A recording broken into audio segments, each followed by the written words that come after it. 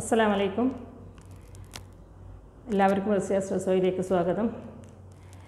ഇന്ന് ഞാനൊരു കാര്യമായിട്ട് റെസിപ്പിയൊന്നും കാണിക്കുന്നില്ല, എന്നാൽ ഒന്ന് രണ്ട് പലഹാരത്തിൻ്റെ റെസിപ്പിയും കാണിക്കുന്നുണ്ട്. അതായത് അത് അത്ര ഡീറ്റെയിൽ ആയിട്ടല്ല, ഒന്ന് ജസ്റ്റ് ഒന്ന് കാണിച്ചു പോകുന്നേ ഉള്ളൂ. കാര്യം എന്താണെന്ന് വെച്ചാൽ, ഇന്ന് എനിക്ക് ഒരു സ്ഥലത്തേക്ക് കുറച്ച് സ്നാക്സ് കൊടുത്തയക്കാനുള്ള ഒരു ആവശ്യം വന്നു. അത് ഇവിടെ ഒരു അടുത്തൊരു സമരപ്പന്തലിലേക്കാണ്. അവിടെ ഒരു ചായക്കടയുടെ, പഴയ കാലത്തെ ചായക്കടയുടെ ഒരു രൂപത്തിലുണ്ടാക്കി വെച്ചിട്ടുണ്ട്. അതിനകത്ത് പുറത്തിരുന്നിട്ട് മൂന്ന് പേരിരുന്നിട്ട് സംസാരിക്കുന്നത്. അത് മനുഷ്യരല്ല, പാവകളാണ്. പാവകൾ സംസാരിക്കുകയാണ്. ശരിക്കും കാണുമ്പോൾ അത് ഒറിജിനൽ മനുഷ്യരെ പോലെ തന്നെയുണ്ട്. അത് അവർ രാഷ്ട്രീയവും നാട്ടുകാര്യവും എല്ലാം സംസാരിക്കുന്നു. കൂട്ടത്തിൽ ചായക്കടക്കാരനും അടുത്ത് നിൽക്കുന്നുണ്ട്. അപ്പോൾ കാണുമ്പോൾ അതൊരു നല്ലൊരു എന്താ പറയണ്ടേ, നല്ലൊരു കൗതുകം തോന്നുന്നു. എനിക്ക് നല്ല രസമായിട്ട് തോന്നി. അത് പഴയകാലത്തെ ആൾക്കാർക്ക് കാണുമ്പോൾ പഴയകാലത്തെ ഓർമ്മകളും എല്ലാം ഇങ്ങനെ മനസ്സിൽ ഓർമ്മ വരും. നന്നായിട്ടുണ്ട് കാണാൻ. പിന്നെ അവിടത്തേക്ക്, അപ്പോൾ അവിടെ ഒരു ചായക്കട എന്ന് പറഞ്ഞാൽ അത് ഒരു 10-15 ദിവസത്തേക്ക് മാത്രം ഉണ്ടാക്കി വെച്ചതാണ്, ഒരു സാമ്പിൾ പോലെ. പിന്നെ അവിടെ വൈകുന്നേരങ്ങളിൽ കുറേ ആൾക്കാർ, നാട്ടുകാർ പിന്നെ സ്നാക്സിനുണ്ടാക്കിയിട്ട് കൊടുത്തയക്കുന്നുണ്ട്. അപ്പോൾ അവിടെ ഫ്രീ ആയിട്ട് ചായയും പലഹാരവും അവിടെ വരുന്നവർക്കെല്ലാം കൊടുക്കുന്നു, അവിടെ കാണാൻ വരുന്നവർക്കെല്ലാം കൊടുക്കുന്നുണ്ട്. അപ്പോൾ അതേപോലെയാണ് ഞാനും കൊടുത്തയച്ചത്. അപ്പോൾ ട്രഡീഷണൽ ചായക്കടയാണല്ലോ, അപ്പം ഞാൻ വിചാരിച്ചു ട്രഡീഷണൽ ആയിട്ടുള്ള പലഹാരം തന്നെ അവർക്ക് കൊടുത്തയക്കാം. അങ്ങനെ നമ്മുടെ പലഹാരം, അതായത് നമ്മൾ ഉണ്ടാക്കുന്ന പലഹാരം പഴയ കാലത്തെ, ഞാൻ കൊടുത്തയച്ച പലഹാരം പഴയ കാലത്തെ എൻ്റെ ഓർമ്മ വെച്ച നാൾ മുതൽ കാണുന്നതാണ് ഉന്നക്കായി ഇറച്ചിപ്പത്തിൽ. അപ്പോൾ ഉന്നക്കായി ഇറച്ചിപ്പത്തിലാണ് ഞാൻ ഉണ്ടാക്കിയിട്ട് അവിടെ കൊടുത്തയച്ചത്. എനിക്കിവിടെ കാറ്ററിംഗ് യൂണിറ്റ് ഉള്ളതുകൊണ്ട് എല്ലാം ഈസി ആയിട്ട് ചെയ്യാൻ കഴിഞ്ഞു. എനിക്ക് ചെയ്തു തരാനെല്ലാം എൻ്റെ സ്റ്റാഫും കൂട്ടത്തിൽ ഞാനും ഉണ്ട്. അങ്ങനെ ഉണ്ടാക്കിയിട്ട് കൊടുത്തയച്ച്, അത് ഉണ്ടാക്കുന്നത് ജസ്റ്റ് ഒന്ന് ഞാൻ കാണിക്കുന്നുണ്ട്. പക്ഷേ അത് ഡീറ്റെയിൽ ആയിട്ട് അതിൻ്റെ റെസിപ്പി ഞാൻ പിന്നീട് നിങ്ങൾക്ക് കാണിച്ചു തരാം. അപ്പോൾ നമുക്ക് അതവിടെ കൊണ്ടുപോകുന്ന അവർ കഴിക്കുന്നതും പിന്നെ ആ ചായക്കടയുടെ രൂപവും എല്ലാം നിങ്ങൾക്ക് കാണിച്ചു തരാം. നല്ല രസമായിരിക്കും കാണാൻ. എന്തോ ഒരു പ്രത്യേകത ഉണ്ട്. അപ്പോൾ നമുക്കത് നോക്കാം. ഉന്നക്കായ ഉണ്ടാക്കുവാൻ ഞാനിവിടെ 5 കിലോ പഴമാണ് എടുത്തിരിക്കുന്നത്. ഇത് ഞാൻ 2 വിസിലിട്ട്, കുക്കറിലിട്ട് 2 വിസിലിട്ട് വേവിച്ചെടുത്തതാണ്. ഈ ഉന്നക്കായ്ക്ക് നമ്മൾ എടുക്കുന്ന പഴം ഒരു മീഡിയം പഴുപ്പുള്ള പഴം എടുക്കണം. അതായത് കൂടുതൽ പഴുത്ത് പോകാനും പാടില്ല, എന്നാൽ തീരെ പഴുപ്പ് കുറഞ്ഞു പോകാനും പാടില്ല. എങ്കിലേ നമുക്ക് ഉന്നക്കായ് നല്ല സോഫ്റ്റായിട്ട് നല്ല ടേസ്റ്റി ആയിട്ട് ഉണ്ടാക്കാൻ പറ്റുള്ളൂ. അപ്പോൾ നമ്മൾ ഈ പുഴുങ്ങിയെടുത്ത പഴം അത് നമ്മൾ ഗ്രൈൻഡറിലിട്ട് അരച്ചെടുക്കണം. കൂടുതൽ പഴമായതുകൊണ്ടാണ് ഗ്രൈൻഡറിലിട്ടിരിക്കുന്നത്, അല്ലെങ്കിൽ അമ്മിക്കല്ലിൽ വെച്ച് അരച്ചെടുക്കണം.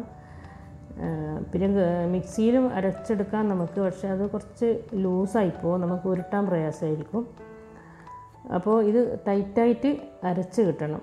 അപ്പോൾ അത് ഗ്രൈൻഡറിലിട്ട് അരച്ചിട്ടുണ്ട്, ടൈറ്റായിട്ട് അരച്ചെടുത്തിട്ടുണ്ട്. ഇനി ഇതിൻ്റെ ഫില്ലിംഗ് ഉണ്ടാക്കണം. അതായത് തേങ്ങ കൊണ്ടൊരു തേങ്ങാപ്പണ്ടം ഉന്നക്കായൻ്റെ അകത്ത് വെച്ച് ഉരുട്ടാനുള്ള ഫില്ലിംഗ്. അത് നമ്മൾ പഞ്ചസാര ചേർത്തിട്ട്, നന്നായിട്ട് പഞ്ചസാര ചേർക്കണം. ഒരു 4 കപ്പ് തേങ്ങ ചിരവിയതിന് ഒരു 1-1.5 കപ്പ് 2 കപ്പോളം പഞ്ചസാര ചേർക്കണം. എന്നാലേ നല്ല മധുരം ഉണ്ടാവുള്ളൂ. നല്ല മധുരം ഉണ്ടായാലും നല്ല ടേസ്റ്റ് ഉണ്ടാവും, നല്ല വിളഞ്ഞ് കിട്ടും. അപ്പോൾ നന്നായിട്ട് വിളയിച്ചെടുക്കണം. കുറച്ച് വെള്ളവും ചേർത്തിട്ട് വേണം വറ്റിച്ച് വിളയിച്ചെടുക്കാൻ. പിന്നെ കുറച്ച് ഏലക്കായ്പ്പൊടിയും ചേർക്കണം. പിന്നെ അണ്ടിപ്പരിപ്പ്, മുന്തിരിങ്ങ ചേർത്തിട്ട് വറുത്തിട്ടാൽ ഒന്നുകൂടി നമുക്ക് ടേസ്റ്റി ആയി കിട്ടും. പിന്നെ ഉന്നക്കായ ഉരുട്ടിയെടുക്കണം. അത് നല്ല ഉരുട്ടിയെടുത്ത് പരത്തി അതിനകത്ത് ഈ ഫില്ലിങ് വെച്ച് നല്ല ഷേപ്പിൽ ഉരുട്ടിയെടുക്കണം. ആദ്യമൊക്കെ ഉരുട്ടിയെടുക്കാൻ കുറച്ചൊരു ഷേപ്പ് കിട്ടില്ല. പിന്നെ നമുക്കത് പ്രാക്ടീസായാൽ നന്നായിട്ട് ഉരുട്ടിയെടുക്കാം. നമ്മൾ ഉന്നക്കായ ഉരുട്ടിയെടുത്തിട്ടുണ്ട്. ഇത് ഇനി നമുക്ക് എണ്ണയിൽ നല്ല ചുവക്കെ, നല്ല ഗോൾഡൻ കളറായി പൊരിച്ചെടുക്കണം. ഇപ്പോൾ ഉന്നക്കായ പൊരിച്ചെടുക്കുകയാണ്. അത് നല്ല ചുവന്ന നല്ല കളറിൽ നമുക്ക് പൊരിച്ചെടുക്കാം. നല്ല ടേസ്റ്റിയാണ്, നല്ല മധുരവും നല്ല സോഫ്റ്റും ആയിരിക്കും. അപ്പോൾ ഇത് നമുക്ക് എണ്ണയിൽ വറുത്തെടുക്കാം. നല്ല ഗോൾഡൻ കളറായിട്ട് ആകുമ്പോൾ കോരണം. അതായത് മഞ്ഞ കളറായി വരുമ്പോൾ ഒരു കാണാനൊരു ഭംഗി ഉണ്ടാവില്ല. എന്നാൽ അധികം ബ്രൗൺ കളർ ആവാനും പാടില്ല.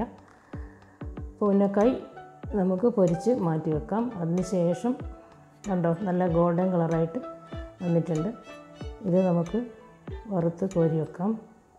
ഇത് കഴിഞ്ഞിട്ട് നമുക്ക് ഇനി ഒരു കാര്യം കൂടി ചെയ്യാനുണ്ട്. ഇറച്ചിപ്പത്തിൽ ഉണ്ടാക്കണം. അപ്പോൾ ഉന്നക്കായ് നമ്മൾ ഉണ്ടാക്കി കഴിഞ്ഞു. ഇനി കുറച്ചുകൂടെ പൊരിക്കാനുണ്ട്. അതിന് വേണ്ടി നമ്മൾ ഉള്ളി ചെറുതായിട്ട് മുറിച്ചെടുക്കണം. ഉള്ളി മുറിച്ചതിന് ശേഷം ഇഞ്ചി വെളുത്തുള്ളി ചതച്ചതും പച്ചമുളക് ചതച്ചതും എല്ലാം ചെയ്ത് മാറ്റി വെക്കണം. എന്നിട്ട് കുറച്ച് ഓയിലൊഴിച്ച് എണ്ണ ഒഴിച്ചിട്ട് അതിൽ ഇഞ്ചി വെളുത്തുള്ളി മൊരിയിച്ചെടുത്ത് പിന്നെ അതിൽ കുറച്ച് പച്ചമുളക് ചതച്ചതോ അല്ലെങ്കിൽ ചെറുതായി മുറിച്ചതോ ചേർക്കണം. ഇഞ്ചി വെളുത്തുള്ളി നന്നായി മൊരിഞ്ഞു കഴിഞ്ഞിട്ട് വേണം പച്ചമുളക് ചേർക്കാൻ. ചതച്ച പച്ചമുളക് ചേർക്കുക. നന്നായി വഴറ്റുക. പച്ചമുളകിൻ്റെ പച്ചമണം പോകുന്നവരെ ഒന്ന് നന്നായി വഴറ്റിയെടുക്കണം. അതിന് ശേഷം വേണം നമുക്ക് ഉള്ളി മുറിച്ചത് ചേർത്ത് വാട്ടിയെടുക്കാൻ.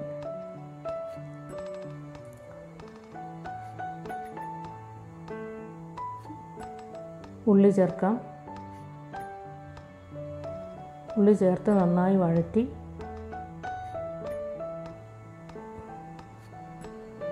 നന്നായി വഴറ്റണം. നന്നായി വാടിക്കഴിഞ്ഞ ശേഷം നമുക്കതിൽ കുറച്ച് മഞ്ഞൾ പൊടി, കുറച്ച് മുളക് പൊടി, 1 ടേബിൾ സ്പൂൺ, ഇത് കുറച്ച് ക്വാണ്ടിറ്റി കൂടുതലാണ്, അതുകൊണ്ട് 1 ടേബിൾ സ്പൂൺ മഞ്ഞൾ പൊടി, 1 ടേബിൾ സ്പൂൺ മുളക് പൊടി ഇതും കൂടെ ചേർത്ത് നന്നായി വഴറ്റണം.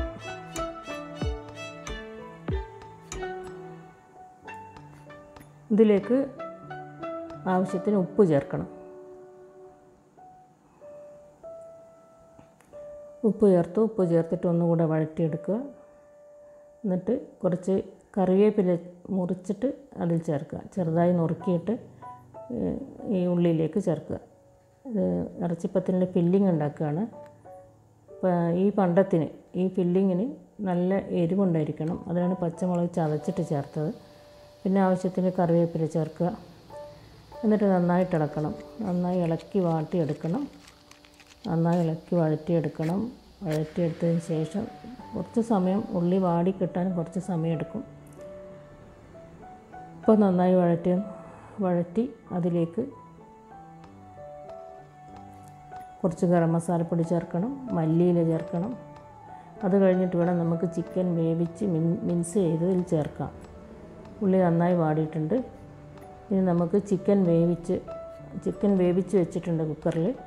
അതെടുത്തിട്ട് ആ വെള്ളം ഊറ്റിക്കളയണം. വെള്ളം കളഞ്ഞതിന് ശേഷം ചിക്കൻ മിക്സ് ചെയ്യണം.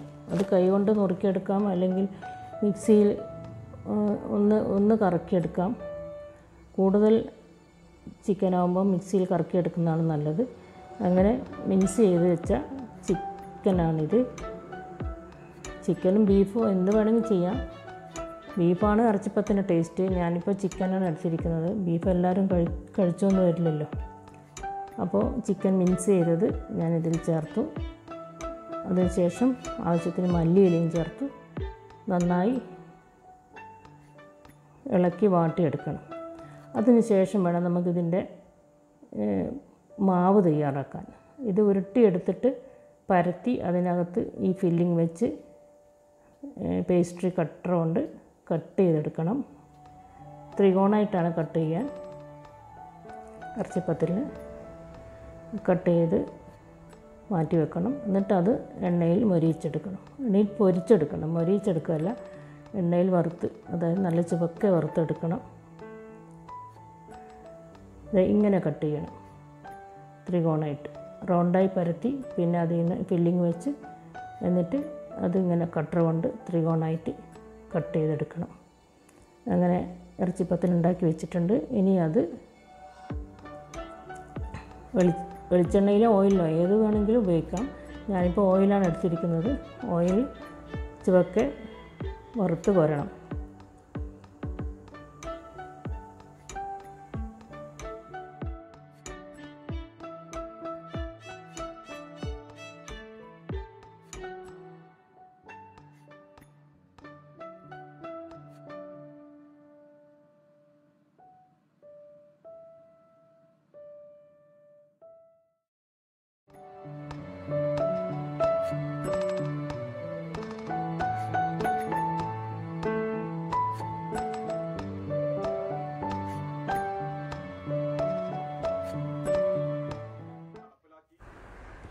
നമ്മൾ ജയകേരളം ടീ ഷോപ്പിലേക്ക് എത്തിക്കഴിഞ്ഞു.